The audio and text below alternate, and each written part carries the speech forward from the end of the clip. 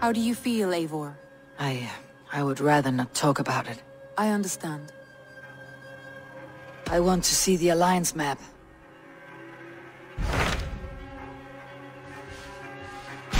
What of Essex? We received a summons from the Elderman and his Lady of Colchester, requesting you specifically for a matter of great secrecy. Foreboding. And who is this Elderman? One of King Alfred's lackeys. According to my scouts, he is a man who cares more for his own indulgences than the safety of his people. Approach with care.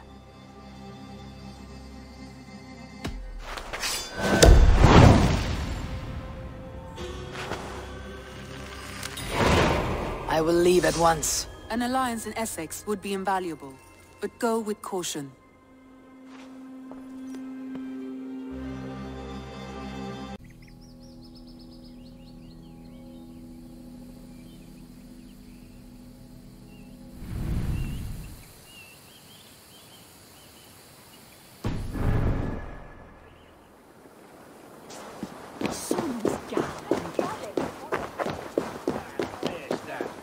Household is as poorly run as his lands. Estrid is a good wife. Far better than he deserves. Lord, Ah, a heroic-looking Dane in our midst. I am looking for Beerstan, the Elderman of this shire. Our lord is not at home, but his wife is receiving visitors upstairs, in her usual fashion. If you speak with her, pass on that we've run out of ale. Estrid is a good wife. Far better than he deserves. You would say that, Adrian. Your wife acts like a sow in a skirt. My sweater-run is a worthy woman. My sweater-run is a worthy woman, you coxcomb.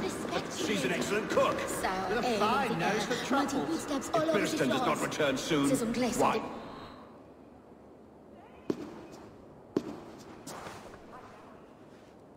You!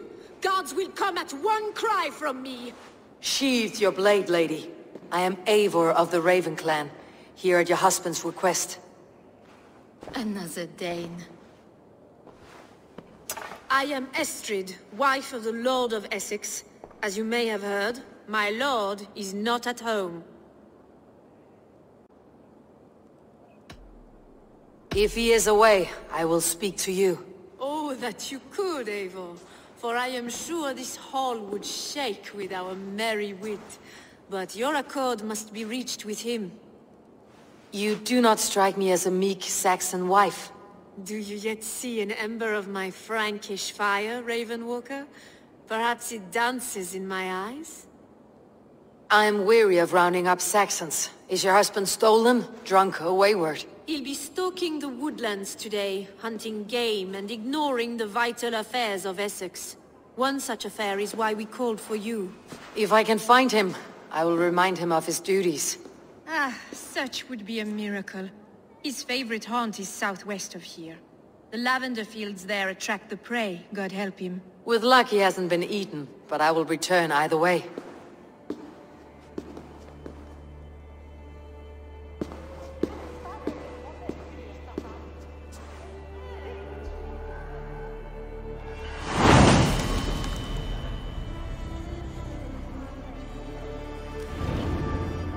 Patience is a godly virtue, Adred.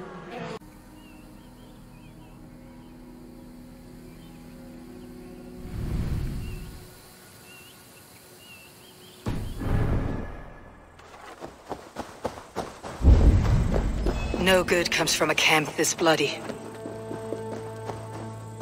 They were attacked by a beast. Something strong enough to kill a horse.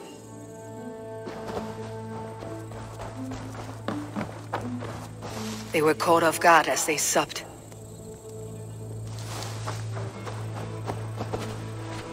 The remains of the hunting party. This one was savaged by a large animal.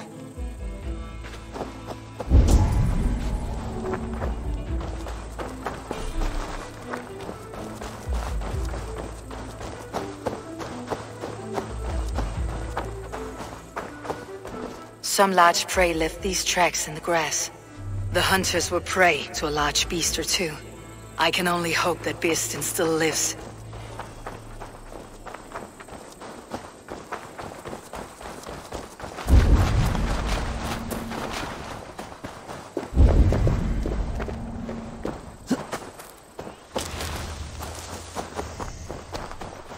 Pearson! Ready your weapon, or accept your fate as a feast for bears. Do not let them charge you.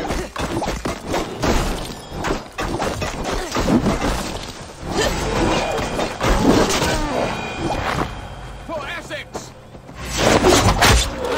We'll fight to the death, worthy one. Gets the blood coursing.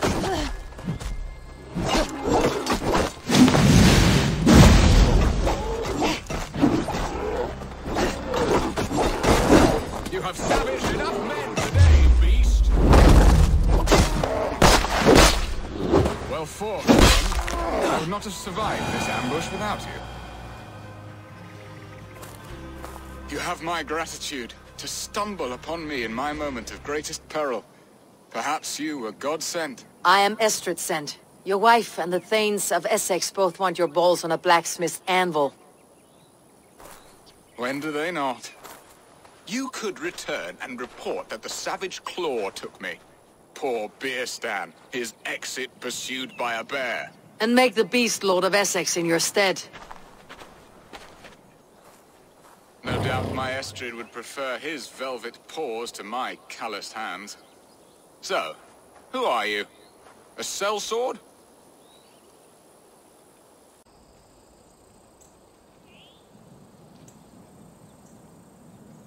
I am Eivor of the Raven Clan.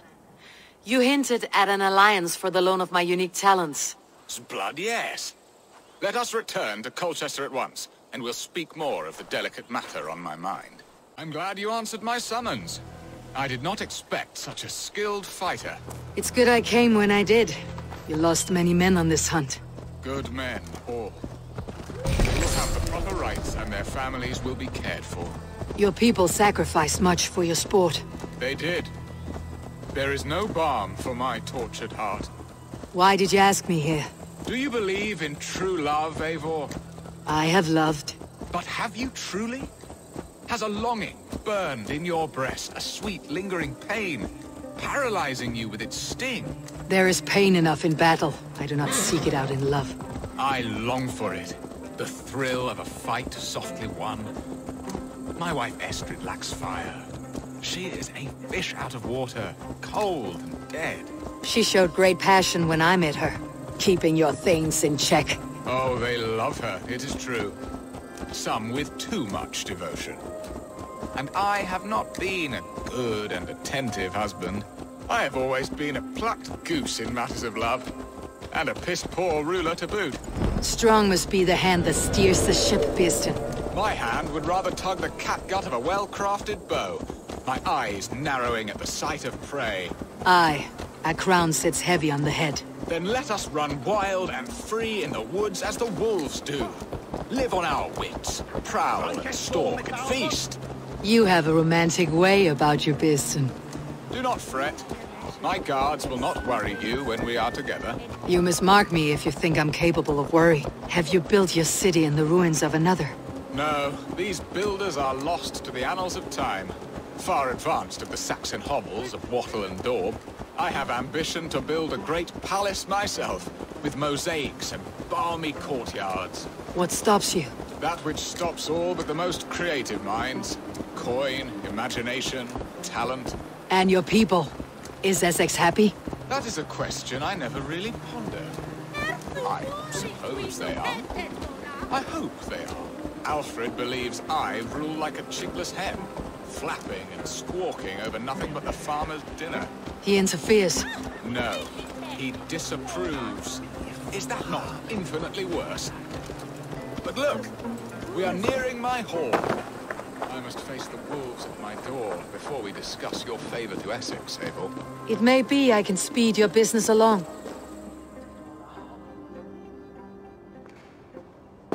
Ready to help me fend off the spears of their displeasure? Let them speak their woes. I'll advise you if I can. Who is this owl, Beerston, that twitters in your ear? An advisor, nothing more. Here to help Essex navigate her brewing storms. Now, my dear brethren, Adrid, perhaps you will start us off. What troubles you? You're a disgrace, Beerstan. Couldn't get a sow pissed in an alehouse. Alfred's men are crawling all over Essex. King Alfred, yes. Though it is within his right, the constant presence of his men is certainly an issue. When the months are coldest, the mistletoe is full grown, cloaked in her winter strength. Meaning that we should weather this? Stay strong? Yes, that's it. Not bend in the wind like stalks of wheat. And you, Wyatt, what do you say? Your preparations for the Lammas festival. How can you think of spending so much coin when your people are starving? Often should one make an early meal, nor fasting come to the feast. The feast, yes. The festival! This is not for full bellies, but to bless the loaf. Does that not bring us all good fortune? And Aldrich, do you yap like a she-hound as Adred does? You know my thoughts, Bearston. The feared. How can we give men to Alfred for his wars when our harvest suffers day by day? Beware of sleep on a witch's bosom, nor let her limbs ensnare you, for she will not bring an early harvest. Bosoms, that? No. I'm afraid I don't know what that means, Abel. There! Have I not answered all your questions? I thank you for your candor, Bearstan. You have put my mind somewhat at ease. Aye, indeed. Good. With that, we are concluded, my lords. Now, if you'll pardon me, I have much to discuss with my wife.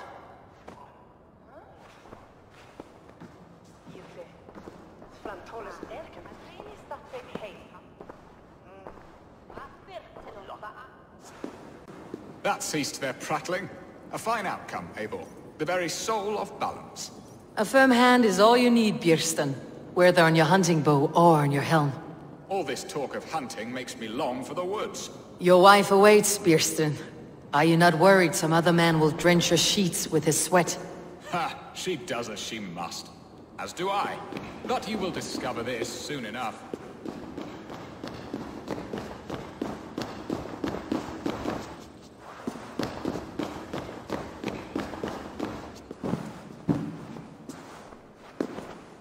You have done the impossible, Dane. Returned my errant gander to his coop. My pettish love. Such a stormy countenance clouds the sun of my return. Your thanes drank the ale the abbot gifted us. All of it. Now that is a tragedy my heart will not easily overcome. If he looked at me with the same affection he shows for hunting deer, our marriage might have survived.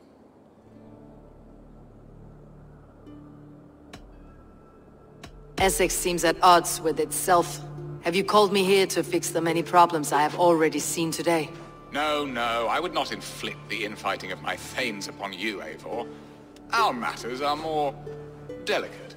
And of a more personal bent, requiring a finesse and discretion that these Saxons often lack. So, what do you need of me? Our affairs are more of heart than of state, Eivor. What little passion there was between us faded into bickering long ago. We would have our freedom, Eivor. I from my wife, and my wife from Essex. I am too sharp a weapon for so soft a task. Why not part and be done with it? Oh, were I a Dane, and divorce as simple as a slit throat. But it's not so easy as that.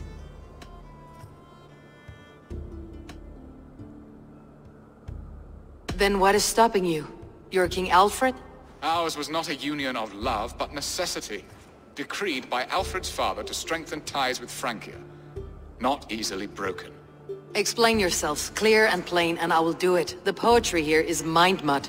We had a plan, a simple plan. A woman lost and a woman found. Some time ago, we paid a Dane to kidnap me and ferry me safely to Francia. As you can see, he did not deliver. He was certainly thorough in other regards. Some Norse can be quick to take coin and slow to earn it. If I give my word, it is not broken. Could we try the kidnap again? Much of the planning is done. It would only take a more trustworthy overseer. It should be a bold venture if we do. Loud and brash and seen by all. During our Lammas festival, merry peasants and guards with wandering eyes. Your return to Francia would need a swift ship, with a captain ready to leave England. We could ask him. I would have thought his steed and seamen spent. Come find me in the market, Eivor. Our unwelcome guests require food and ale to soften their anger. My wife is a gracious and attentive host, Eivor. The only thing that keeps my braying thanes at bay. And the woman found? A darling Maybud, Alvida, my childhood sweetheart. I left her 20 years ago in Malden to marry my prickled pear. 20 years. Can an ember so cold be reignited? We can hope. You must fan the flame. Find her, bring her to my lakeside cottage, and light a bonfire there. I will know to come. I believe she lived in the last house in Malden. A small, sweet place where fond memories were made. I will do as you both ask, and ask Freya for success in this love game. Good luck in your endeavors, Eivor. I pray you find my Alvida with a fair face and a yearning heart. Now, should I look for Alvida first, or meet with Estrid at the marketplace?